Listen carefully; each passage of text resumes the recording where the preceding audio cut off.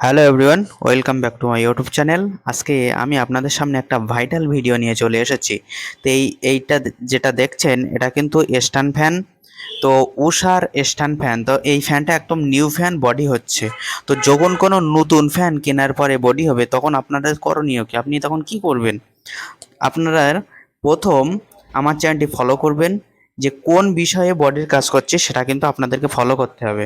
তো দেখেন, এই যে ফ্যানটা চলতে চলতে বডি হচ্ছে, শুধু তাই নয়, যখন আমরা এই ফ্যানটার গায়ে হাত দিচ্ছি তখন ভীষণ জোরে জোরে শর্ট মারছে।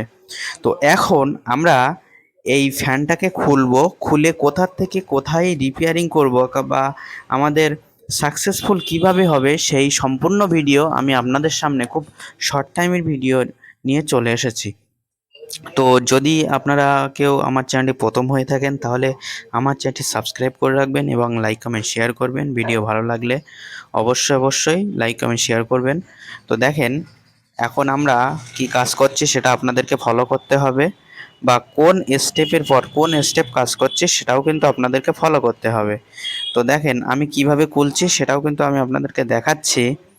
এই যে কয়েলটা কিভাবে ফাটানোর সিস্টেম, সেই সিস্টেমসটা কিন্তু আমি আপনাদেরকে দেখাচ্ছি। দেখেন দেখেন এই যে রোটারের সেম সিস্টেম দেখেন, একদম পুরো ফুল নিউ ফ্যান। এখানে একদম পুরানোর কিছু আপনি বুঝতে পারবেন না। এই যে উষা ফ্যান দেখেন, খুব হাই কোয়ালিটির। তো এগুলোর স্পিরিটও ভীষণ স্পিরিট। তো এই ফ্যানটা যে স্লো হচ্ছে বা এমনটা কোনো কিন্তু প্রবলেম নয়, এটার কিন্তু শুধুমাত্র বডি। তো এই বডিটা আপনি কিভাবে তুলবেন, এটার কয়েল কি কোথাও বডি হয়ে আছে সেটাও কিন্তু আমি আপনাদেরকে দেখাচ্ছি, বা এটা কিভাবে চেক করবেন সেটাও আমি আপনাদেরকে দেখাবো। শুধুমাত্র সঙ্গে থাকবেন, ভিডিও কেটে কেটে দেখবেন না। এই যে সাইডগুলো আমি দেখাচ্ছি দেখেন স্ক্রুড্রাইভার দিয়ে, এই সাইডগুলো আমাদেরকে ফলো করতে হবে। অনেক সময় কি হয়, ফিটিংয়ের সময় তার, এই যে কয়েলের তার, এই কয়েলের তারগুলো বডির সঙ্গে লেগে থাকে বা স্লিপিং পেপারের সঙ্গে চেপটে লেগে থাকে, যার ফলে বডি হওয়ার সম্ভাবনা আশঙ্কা বেশি বেশি থাকে। তো আমরা এটা খুব সুন্দরভাবে দেখছি। দেখেন দেখেন কোথায় কোথায় দেখছি বা কিভাবে এই বডিটা তোলার চেষ্টা করছি, বা সম্পূর্ণ ভিডিও দেখবেন, বা বডি অবশ্যই আমরা তুলবো, বা বডি আর থাকবে না। আপনি নো টেনশানে এই ফ্যানটার গায়ে হাত দিতে পারবেন বা আপনার ইচ্ছা মতো ইউজ করতে পারবেন, কোনো রকম প্রবলেম হবে না। তো চলেন আমরা আবারও দেখি এই সাইডগুলো। অনেক সময় কি হয়, স্লিপিং যে ওই পেপারগুলো দেখছেন, ওই পেপার ফেটে যায়, ফেটে যাওয়ার ফলে ওখানে ওই তারগুলো অ্যাডজাস্ট হয়ে যায় বডিতে। সেক্ষেত্রে আপনারা কি করবেন, সেক্ষেত্রে কয়েলটাকে নিয়ে নিচেই কোনো পাকা জায়গার উপরে, যেন তারে আঘাত না হয়, ওই যে লোহার সঙ্গে আর নিচের মেঝেই বা মাটিতে নয়, ওটা একটা পাকা জায়গায় জোর করে ধাক্কা দেবেন। তাহলে কি হবে, ওই তারটা কিন্তু ওখানে থেকে সরে বডিটা আউট হয়ে যায়। অনেক সময় এগুলো আমাদের সামনে হয়ে যায়। তো সেই সব ভিডিওগুলো তো সেই টাইমে দেওয়া সম্ভব হয় না। এজন্যে আজকে এই মারাত্মক একটা বডি ফ্যান বা নতুন উষা ফ্যান বডি এই ভিডিওটা নিয়ে চলে এসেছি। তো দেখেন, আমি কিন্তু এই কয়েলের কিছুটা বডি পেলাম না। এখন আমি এই ফ্যানটা কিন্তু ফিটিং করতে চলেছি। তো আপনি বলতেই পারেন যে এখানে তো বডি এখনো সম্পূর্ণ হলো না। তো এই বডিটা আমি এর পরের স্টেপ দেখাচ্ছি, যে এর পরের স্টেপ কোথায় চেক করলে এই বডিটা উঠতে পারে। তো আমরা এখানে সাকসেসফুল হলাম কি, যে আমরা এই যে কয়েলটা দেখলাম, এই কয়েলে কোনো রকম বডি নেই। এখানে কিন্তু আমরা 100% সাকসেস। কয়েলের থেকে বডি, কোনো মিস্ত্রি টেকনিশিয়ানের ক্ষমতা নেই যে এই কয়েল থেকে একটা বডি বার করবে। কিন্তু আসেন, যেই ফ্যানটা বডিটা হচ্ছে কোথায়, এর প্রবলেমটা কি, তো আমি আপনাদেরকে দেখাবো। খুব সুন্দরভাবে দেখানোর চেষ্টা করছি, শুধুমাত্র শেষ পর্যন্ত দেখবেন যে বডিটা কোথার থেকে উঠছে, এর পরের স্টেপ আমি কোথায় দেখছি সেটা আমি আপনাদেরকে দেখাচ্ছি। এখন এই যে বোল্টগুলো আমরা এখন লাগাবো, দেখেন এই যে বোল্টগুলো, এই কিন্তু বডি আর্থিং। এই যে বডি আর্থিং দেখছেন, এই ইয়েলো তার, হলুদ, তো এই হলুদ তার, এইটা কিন্তু বডি আর্থিং। যখন ঘরের বডি আর্থিং করা না থাকে, যে বোটে এই ফ্যানটা চলছে সেই বোটে যদি বডি আর্থিং না থাকে তাহলে অনেক সময় বডি হয়ে যায় বা শর্ট মারে। তো আমাদের এই যে প্রবলেমটা, এটা যদি আপনার বডি আর্থিং থাকে তাও কিন্তু এই প্রবলেম সলভ হবে না। টেস্টার জোড়াটা হালকা বন্ধ থাকে বডি আর্থিং থাকলে, কিন্তু শর্ট মারা বন্ধ হবে না, শর্ট মারবেই। তো আসেন আমরা এখন পরের স্টেপ কোথায় চেক করছি, শুধুমাত্র সঙ্গে থাকেন, দেখেন দেখাচ্ছি যে পরের স্টেপ কিভাবে আমরা চেক করছি। দেখেন দেখেন এর পরের স্টেপ আমরা কোথায় চেক করছি। তো এখন এই বলগুলো আমরা লাগাবো, নাট বল। দেখেন এই নাট বলগুলো লাগাচ্ছি। এই নাট বলগুলো লাগিয়ে ফুল টাইট করব, ফুল টাইট করে একদম সেপারেট করে ফেলবো। দেখেন একদম কিন্তু ফুল সেপারেট করে দিচ্ছি। এখানে আমরা কোনো রকম কাজ বাকি রাখবো না। বাট আমাদের যে কয়েলে তো কোনো বডি নেই, সেক্ষেত্রে আমাদের কাজ বাকি রাখার কোনো রকম এখানে জায়গা নেই। আমাদের কাজ সাকসেসফুল করে ফেলতে হবে, তারপর আমরা পরের স্টেপে আমাদেরকে যেতে হবে। তো দেখেন আমরা এখন পাইপ ট্রেস দিয়ে এই নাটগুলোকে কেমনভাবে টাইট করছি। দেখেন আমাদের কিন্তু একদম শেষ পর্যায়ে চলে এসেছে। দেখেন একদম শ্যাপ কিন্তু ফুল ইজি। আমরা এখানে দেখেন একটু মারলাম, মেরে দেখছি যে এখানে একদম জাম যেটা ছিল সেটাও কিন্তু ছেড়ে দিয়েছে, ফুল ইজি হয়েছে।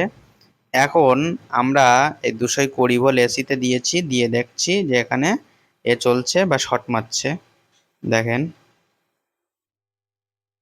দেখেন আমাদের ফ্যানটা কিন্তু চলছে। এবার আমরা প্লাগটাকে খুললাম। এবার আমরা কি কাজ করছি দেখেন। আসেন আমাদের শটটা কোথা থেকে মারছিল, এইবার কিন্তু আর একটা পরের স্টেপ, এটা নাম্বার 2 স্টেপ। দেখেন টেস্টার কিন্তু জ্বলছে। দেখেন এখানে কিন্তু ভীষণ বোঝার ব্যাপার, টেস্টার কিন্তু জ্বলছে। তাহলে এই ফ্যানটা বডি হচ্ছে কোথায়? এই যে যে ভলিউম সুইচ, এই ভলিউম সুইচের যে দুটো স্ক্রুপ আছে, এই দুটো স্ক্রুপে যখন আমরা টেস্টার ধরছি তখন কিন্তু ফুল টেস্টার জ্বলছে। এখন আসেন এই যে স্ক্রুপ দুটো আমরা খুলে নেব, নিয়ে ফ্যান সুইচটা ঝুলিয়ে দেবো, দিয়ে দেখবো আমরা যে বডিটা কোথা থেকে হচ্ছে। এটা কিন্তু চেকিং করার মারাত্মক একটা বোঝার ব্যাপার, যে চেকিংটা কিভাবে করতে হবে বা কোথা থেকে কোন স্টেপে যেতে হবে, তাহলে কাজ সম্পূর্ণ হবে। এটাও কিন্তু আপনাদেরকে দেখার অবশ্য জরুরি। তো দেখেন আমরা এখন এই বোল্টটা কিন্তু খুলছি। দেখেন দুটো স্ক্রু খুলে ফেললাম। দুটো স্ক্রু খোলার পরে ফ্যানটাকে কিন্তু ফুল ঝুলিয়ে দিয়েছি আমরা। দেখেন এই সুইচটাকে, এই সুইচগুলোর নাম বলা হয় এপি সুইচ বলা হয়। তো দেখেন এখন আমরা বোটে গুঁজলাম। বোটে গোজার পরে দেখেন এখানে টেস্টার ধরছি। দেখেন টেস্টার ধরছি, কোনো রকম কিন্তু বডি নেই, টেস্টার জ্বলছে না, আমাদের শর্টও মারছে না। দেখেন প্রত্যেকটা জায়গায় স্টেপে স্টেপে টেস্টার ধরছি, কোনো রকম জ্বলছে না। এইবার দেখেন টেস্টারটা জ্বলছে। এর মারাত্মক কারণ আমরা দেখতে পাচ্ছি কি, এই যে সুইচ থেকে কিন্তু বডি হচ্ছে। তাহলে আমাদের প্রবলেম কি আপনাদেরকে দেখিয়েছি, সুইচ কিন্তু বডি। দেখেন তাহলে আমাদের সুইচ যদি চেঞ্জ করেন তাহলে আপনাদের এই যে নতুন ফ্যানের যে বডি রোগ, এই বডি রোগ কিন্তু আর থাকবে না, বডি কিন্তু উঠে যাবে, আর থাকবে না। দেখেন আমরা কতটা চেকিং করার পরে তারপরে এই প্রবলেমটা বুঝতে পারলাম। দেখেন দেখেন এই যে এপি সুইচ, এই এপি সুইচের আমরা এখন কাজ করব। দেখেন দেখেন এই যে সুইচের যে নাম্বারগুলো বা নতুন সুইচ কিভাবে লাগাতে হয় সেটাও কিন্তু আমি আপনাদেরকে দেখাচ্ছি। দেখেন বা সুইচগুলোর নাম্বারগুলোও দেখানোর চেষ্টা করছি, বা নতুন সুইচ ওখানে সেম। আপনাদের সহজ উপায় হবে একটা সিস্টেমস, যে একটা করে তার খুলবেন, একটা করে লাগাবেন। ঠিক সুইচের যে কানেকশান থেকে একটা তার খুলবেন, ঠিক সুইচের নতুন সুইচের ঠিক সেই জায়গায় সেই নাম্বারে আর একটা তার লাগাবেন। তো আসেন আমরা এখন কি কালার, এটা ব্ল্যাক কালার যে তার, আমরা এসি লাইনের ইনপুটের তার খুললাম। তো এই এসি লাইনের ইনপুটের তার কিন্তু এখানে এল চিহ্নই থাকে। দেখেন সুইচ লাগানোর একদম সহজ সিস্টেমস আমি আপনাদেরকে দেখাচ্ছি। দেখেন বডি তোলা দেখালাম, যে কিভাবে ফ্যানের বডিটাও তুলতে হয় সেটা দেখালাম। এবার দেখাচ্ছি যে আপনারা সুইচটা কিভাবে লাগাবেন কোন কানেকশানে। আপনি যদি মনে করেন যে এইসব মারাত্মক যে রোগগুলো বডি হওয়ার, আপনি বাড়িতে নিজেই রিপেয়ারিং করতে পারবেন, কোনো মিস্ত্রির কাছে কোনো টেকনিশিয়ানের কাছে আপনার যাওয়া লাগবে না। এটা কিন্তু আমাদের চ্যানেল আপনাদেরকে একদম 100% গ্যারান্টি দিয়ে থাকে। তো আসেন আমরা এখন এসি লাইনের যে এল চিহ্নের যে তারটা আছে ব্ল্যাক কালার তার সেটা লাগালাম। এখন দেখেন 3 নাম্বারের তার, মানে ভলিউম সব থেকে হাই যেটা জোর 3 নাম্বারের তার, সে তারটা কেমন এটা দেখেন। সে তারটা কিন্তু আমরা দেখছি হোয়াইট কালারের আছে, এটা সাদা কালারের তার। তো এই সাদা কালারের তারটা আমরা যেমন 3 নাম্বার থেকে খুলেছি, তেমন একদম নতুন যে সুইচটা দিচ্ছি সেই নতুন সুইচের 3 নাম্বারে আমরা লাগাবো।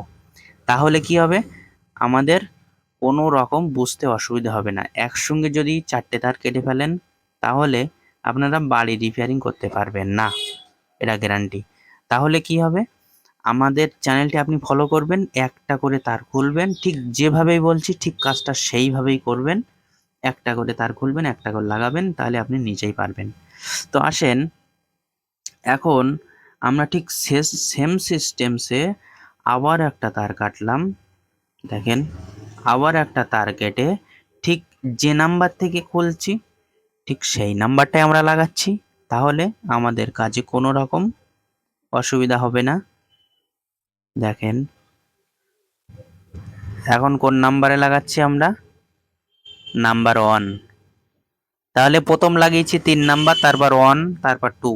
আপনি চাইলে প্রথমে 1 2 3 এইভাবেও লাগাতে পারেন, ঠিক যেভাবে খুলবেন ঠিক সেইভাবে লাগাবেন, তাহলে কোনো রকম প্রবলেম হবে না।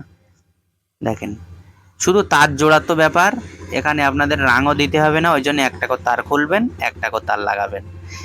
লাস্ট অপশান এখানে আর একটা তারে আছে, এই তারটা আমরা যে একটা তার খুলছি একদম লাস্ট পজিশন, ওখানে কিন্তু আর বোঝার কোনো অসুবিধার জায়গা নেই, তার কারণ ওখানে কিন্তু আর একটা তারই আছে, একটা তারের জায়গা ফাঁকা আছে। আমরা ঠিক সেই তারটা সেখানে জুড়বো, জুড়ে আমরা এসি লাইন ইনপুট করব।